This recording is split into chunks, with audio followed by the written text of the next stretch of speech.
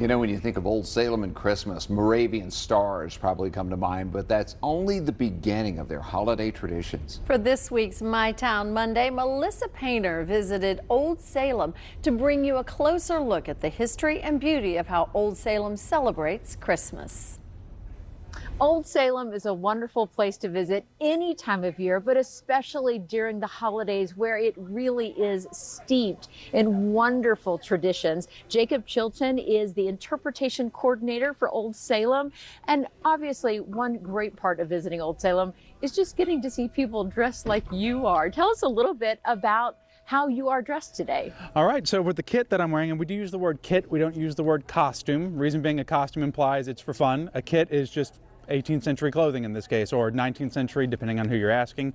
For me, I'm dressed around the way some people would have looked during the 1790s. I've got some cotton stockings as well as some shoes, which the shoes we don't require people to wear the historic shoes for orthopedic reasons. A set of linen breeches, which I've been wearing, breeches, not breeches, that I've been wearing for around 6 years. The coat I've had for around 6 years is a wool coat with a linen liner. And a newer thing during the 1790s is the accessibility. Cotton gets a lot better after Eli Whitney patents the cotton gin. So you're starting to see things like cotton waistcoats or waistcoats coming about, or what we today call vests. And it's a little bit different from the 1770s when President Washington would have been fighting during the Revolution. They had more skirts on their waistcoats and less of the standing collar. So I'm in that transitional period from 1770s revolutionary styles into what we call the Regency period or Federalist period, or what I call the Mr. Darcy period, Pride and Prejudice. And so I'm asking you to point out your kit because I really think this sets the stage to understand the holiday traditions here at Old Salem.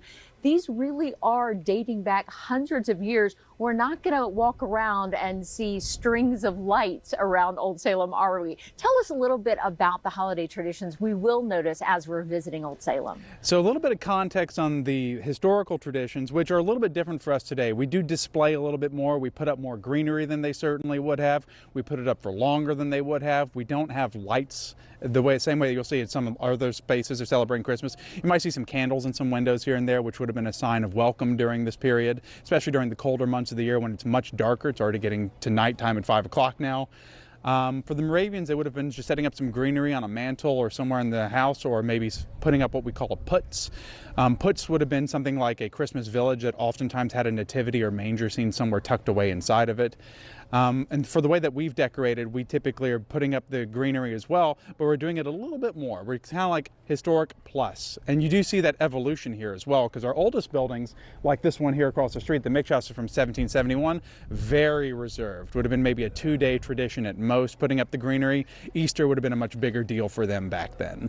For buildings like the John Vogler House, which is a later period family building that we show for the 1840s, that is the Dickensian full Victorian Christmas with a Christmas tree, not a floor-to-ceiling one, but it's closer to the modern Christmas tradition that we don't see in a lot of our other buildings today. So we're here, what seems to be one of the centerpieces. Tell us a little bit about what this is. So this is what we refer to as a Christmas pyramid. If you look up what a pyramid is for Christmas in Germany today, it's going to look a little bit different than this. Modern Christmas pyramids oftentimes have a propeller on top that a candle will have hot air come up and turn it. It's going to be a lot different than if you just Google Moravian Christmas pyramid. You may see something more like this. We know that the Moravians in Bethlehem, Pennsylvania, by the 1740s and 50s were using what they would have referred to as pyramids for decoration, which this is an example of, just a multiple tiered shelf more or less with greenery wrapped around it. And you'll notice that there's some lanterns hanging up top, and they would have lit this up and used it as a way of decorating, which you can see we've got a manger scene on ours. They would have decorated them with potentially a small putz like I described before, but I have seen examples of where we would put up something like fruits on them, which were actually a common Christmas gift during this period, something like oranges and apples, which would have been rare during this time of the year. It's kind of a treat for a kid to have something like a fruit in the middle of December. Do you have a favorite tradition since you've been spending time here at Old Salem for the holidays? Something that the candlelight tours that are offered here during the holidays really are so beautiful, such a great way to experience Old Salem. So during our candlelight tours, we actually highlight 3 different traditions, one of which is less Moravian, more of an English style, but it's talked about at the tavern, which is a more English space. Stringing of popcorn and cranberries would have been something that the English may have been doing during the late 18th and early 19th centuries. still done by people today, stringing popcorn up. At the John Vogler House, we talk about spring-early cookies, which are a style of cookie that are pressed with different floral impressions on them. We're making salt dough versions that could be baked into ornaments for people to put onto their trees, which they wouldn't have done too much historically. They would have been done more as a decorative cookie that, of course, you can eat.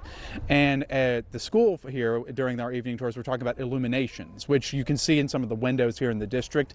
It would have been a sheet of paper that would have been coated with linseed oil to create some transparency and painted with watercolors depicting either biblical scenes or verses that are then backlit by a candle, so the light shines through that oiled paper and creates this more transparent image that can light up a window.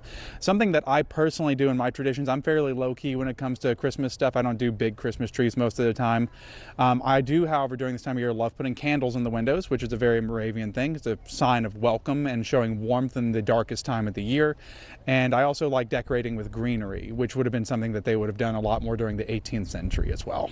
Well, Jacob, thank you so much for welcoming us to Old Salem and telling us all about these beautiful holiday traditions. We appreciate it. I'm happy to share it. Thank you very much.